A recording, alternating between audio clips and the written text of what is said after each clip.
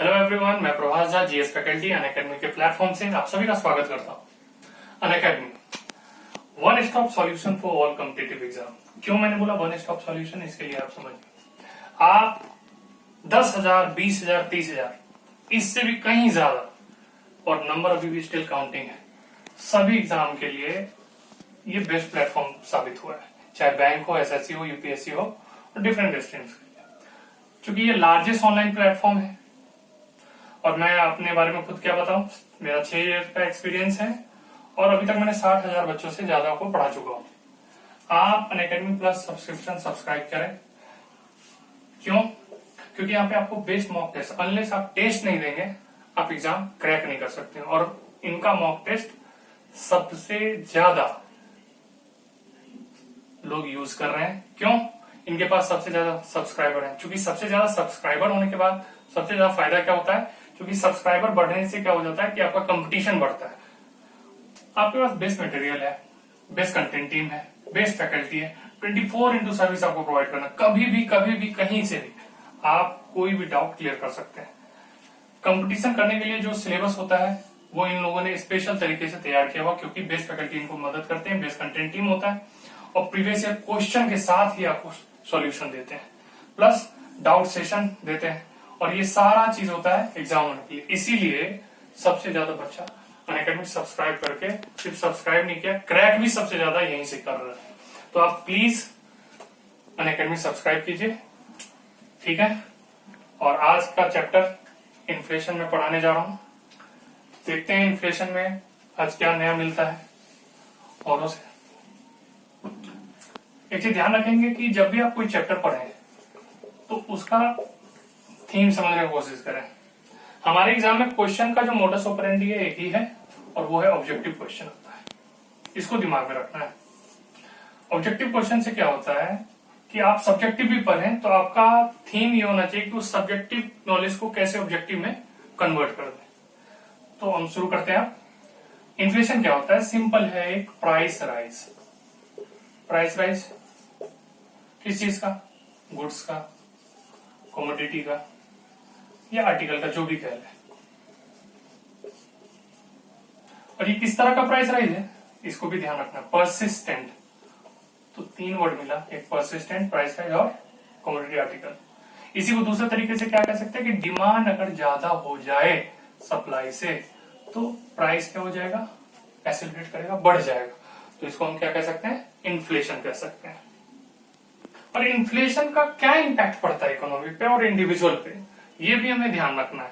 तो पहला चीज ध्यान रखते हैं कि अगर इन्फ्लेशन बहुत बढ़ जाए, अगर हाई इन्फ्लेशन हो तो उस केस में क्या होता है इंपैक्ट। अगर जैसे ही महंगाई बढ़ती है तो पहला चीज क्या होता है कि आप पे जो इसका इंपैक्ट आता है वो क्या होता है? आपका परचेजिंग कैपेसिटी क्या होता है? घट जाता है, रिड्यूस हो जाता है। और परचेजिंग कैपेसिटी जैसे ही घटा, इसका क्या मतलब है? आपका एक्सपेंडिचर बढ़ा होगा। इसीलिए तो किस चीज के लिए? सेम प्रोडक्ट जो पहले यूज करे तो उसका दाम बढ़ चुका है, ठीक है। सेम कमोडिटी कंजम्पशन के केस में एक्सपेंडिचर बढ़ गया, और चूंकि एक्सपेंडिचर बढ़ गया तो आपका सेविंग क्या हो गया? घट गया। और सेविंग घट गया तो इसका मतलब आपके पास पैसा अवेलेबिलिटी कम होगी, डिमांड क्या हो जाएगा? क्यों? क्योंकि प्राइस बढ़ चुका है, डिमांड घट जाएगा। और डिमांड घटेगा तो फ्यूचर कोर्स ऑफ एक्शन में ऐसा भी हो सकता है कि सप्लाई भी घट जाएगा, और सप्लाई घटा तो अनएम्प्लॉयमेंट बढ़ जाएगा। तो 2 चीज पे ध्यान रखना है कि अनएम्प्लॉयमेंट बढ़ रहा है और एक्सपेंडिचर जो है वो बढ़ जा रहा है। बाकी हर चीज क्या देख रहे हैं आप? घट रहा है, ठीक है। दूसरा एक और इम्पैक्ट देख सकते हैं, ये तो एक माइक्रो लेवल पे देख रहे हैं, इसको थोड़ा सा ब्रॉड लेवल पे देखें, मैक्रो लेवल पे, तो आपको ये पता चलेगा इससे अगर महंगाई हो रहा है तो करेंसी का भी वैल्यू घट रहा। आप रोज देखते होंगे पेपरों में कि डॉलर के कंपैरिजन में रुपीस 5 पैसे 10 पैसे रिड्यूस हो रहा है, बढ़ रहा है, घट रहा है। क्यों ऐसा हो रहा है? उसका वन ऑफ रीजन इन्फ्लेशन भी है। तो करेंसी का वैल्यू जो है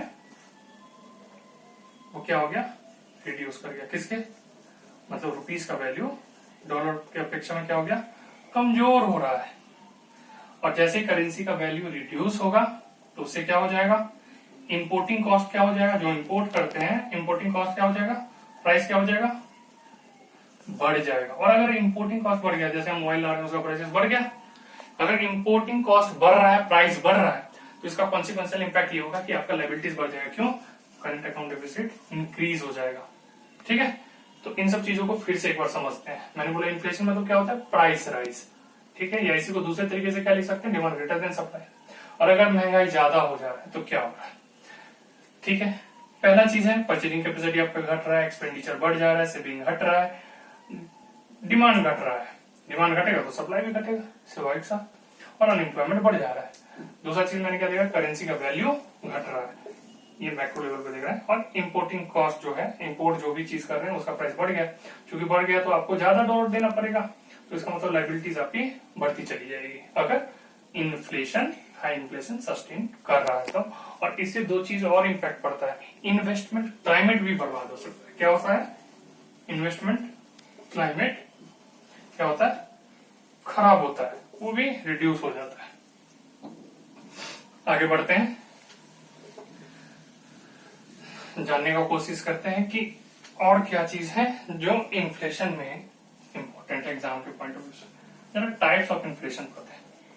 टाइप्स ऑफ इन्फ्लेशन किसको कहते हैं? पहला है डिमांड पुल इन्फ्लेशन। क्या है? Demand pull inflation. दूसरा है कॉस्ट पुश। शब्दों पे अगर ध्यान रखेंगे तो समझने में आसान भी होगा और याद करने का भी जरूरत नहीं पड़ेगा। उसके बाद क्या है? Structural inflation. चौथा क्या है? Sectoral inflation. और पांचवा स्पेकुलेशन। Sixth hoarding. ठीक है, अब समझने की कोशिश करते हैं क्या होता है डिमांड पुल इन्फ्लेशन। अगर डिमांड ज्यादा हो जाएगा सप्लाई से, अगर डिमांड ज्यादा हो जाएगा सप्लाई से, तो प्राइस क्या हो जाएगा?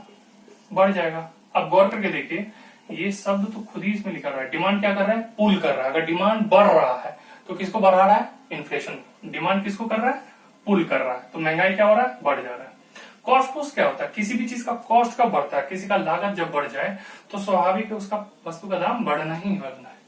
तो कॉस्ट तब बढ़ता है जब उसका फैक्टर ऑफ प्रोडक्शन बढ़ जाए, जिसको मैन्युफैक्चरिंग कॉस्ट भी कह सकते हो। फैक्टर ऑफ प्रोडक्शन क्या होता है बच्चों? Land, labour, capital. अगर इसमें से किसी का भी प्राइस, इसमें से किसी का भी पी बढ़ जाएगा तो उस सेम कमोडिटी का प्राइस क्या हो जाएगा? बढ़ जाएगा। कॉस्ट पुश इन्फ्लेशन समझ में आ रहा है? मैंने बोला फैक्टर ऑफ प्रोडक्शन क्या होता है? Land, labour, capital. अगर उन तीनों या उन सभी का दाम बढ़ जाएगा तो स्वाभाविक है उस वस्तु का लागत क्या हो जाएगा? बढ़ जाएगा। और वस्तु का लागत बढ़ेगा तो दाम बढ़ जाएगा। स्ट्रक्चरल इन्फ्लेशन को एक शब्द में समझ सकते हैं, अंडर यूटिलाइजेशन, इनएफिशिएंसी। तो अगर अंडर यूटिलाइजेशन है, मैंने क्या बोला? Under utilisation. शब्दों को ध्यान रखना, अंडर यूटिलाइजेशन ऑफ रिसोर्सेस, ठीक है, या अनप्रोडक्टिविटी, या क्या कहते हैं, आप टूल्स किस तरह का यूज करें, टेक्नोलॉजी में क्या है, अपडेटेड है या अपडेटेड नहीं है। अगर अपडेटेड टेक्नोलॉजी यूज कर रहे हैं तो आपका वस्तु का प्राइस क्या होगा? घटेगा। अगर नहीं कर रहे हैं तो प्राइस क्या है? एग्जांपल देख लीजिए, एग्रीकल्चर के केस में इंडिया में हम लोग अभी भी ओल्ड टेक्नोलॉजी यूज कर रहे हैं, तो इसके प्राइसेस क्या हो रहा है? बढ़ रहा है कंपैरिजन टू डाउन होने का। अब आते हैं सेक्टोरियल इन्फ्लेशन पे। इन तीनों में कोई डाउट नहीं है। तो सेक्टोरियल इन्फ्लेशन में क्या हो रहा है? सेक्टोरियल इन्फ्लेशन क्या होता है? सेक्टोरियल इन्फ्लेशन होता है कि अगर एक इंडस्ट्री में महंगाई आता है तो उसका कॉन्सिक्वेंशियल इम्पैक्ट दूसरी इंडस्ट्री में भी आता है। क्यों? आप सुनते भी होंगे बहुत सारे कहावत कि अगर एक टोकरी में एक सेब खराब है तो सारे सेब खराब होने के चांसेस बढ़ जाते हैं। तो इसको समझने का जरूरत है कैसे सेक्टोरियल इन्फ्लेशन। अगर मान के चलिए ऑटोमोबाइल में कुछ दिन पहले आपने सुना होगा कि ऑटोमोबाइल इंडस्ट्री में डाउनफॉल आया है, या ऐसे समझिए कि ऑटोमोबाइल इंडस्ट्री में डाउनफॉल क्यों है? तो ऑटोमोबाइल बनाने के लिए कोई कार चाहिए, अगर आपको बनाना है तो कार बनाने के लिए बहुत सारी चीजों का आपको जरूरत है। तो ऑटोमोबाइल अपने आप में बहुत बड़ा सेक्टर है। तो इसको बनाने के लिए क्या चाहिए आपको? रबड़ चाहिए, प्लास्टिक चाहिए, प्लास्टिक के अलावा क्या चाहिए? स्टील चाहिए, आयरन चाहिए। अच्छा, आपको ये लगता होगा कि ये तो खुद में अपने आप में बहुत बड़ा सेक्टर, बहुत बड़ा इंडस्ट्री है। जी हाँ। तो अगर इनमें से किसी का भी प्राइस अप हुआ, किसी का भी या सबका, तो कार का या ऑटोमोबाइल का प्राइस संभव है ना, प्राइस बढ़ेगा। तो कॉन्सिक्वेंशियल इम्पैक्ट अपोजिट भी हो सकता है। अगर ऑटोमोबाइल का प्राइस जाता है तो इसका भी सभी का प्राइस ऊपर हो जाएगा। क्यों? समझ में आ रहा है मैं क्या कर रहा हूं? क्लियर है?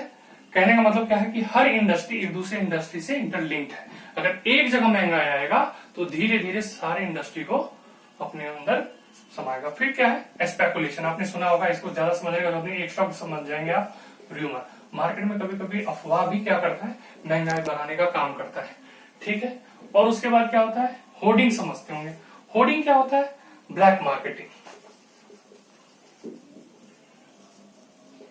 ये भी एक शब्द में समझ में आ जा रहा है। ये कितना क्लियर है कि अगर कोई भी चीज का ब्लैक मार्केटिंग हो रहा है, आपका खासकर देखते होंगे मूवी टिकटों में ऐसा होता है आमतौर पे। तो ब्लैक मार्केटिंग में क्या होता है? प्राइस राइज कराता है। और एक सेवेंथ है, उसको कहते हैं कार्टेल, कार्टेलाइजेशन। कार्टेलाइजेशन कुछ नहीं होता है, ये मैन्युफैक्चरर या प्रोड्यूसर जो होते हैं ये सब क्या करते हैं? मिलके एक यूनियन बनाते हैं। प्रोड्यूसर क्या करते हैं? यूनियन बनाते हैं। और यूनियन क्या करता है? एक यूनिफॉर्म प्राइस सेट करता है। और जैसे ही यूनिफॉर्म प्राइस सेट हुआ तो bargaining power of customer reduce हो जाएगा और वो मनमाना दाम तय करते हैं। तो cartelisation is one of the biggest reason. ये भी एक बहुत बड़ा रीजन है महंगाई का। तो समझ में आ रहा है? टाइप्स ऑफ इन्फ्लेशन में मैंने बोला demand pull, cost push, structural, sectoral, then speculation. Total 7 तरह के इन्फ्लेशन। पर आम सभी बुकों में अगर आप देखेंगे तो यही 2 चीजों का डिस्कशन होता है, demand pull inflation and cost pull inflation. आगे बढ़ते हैं।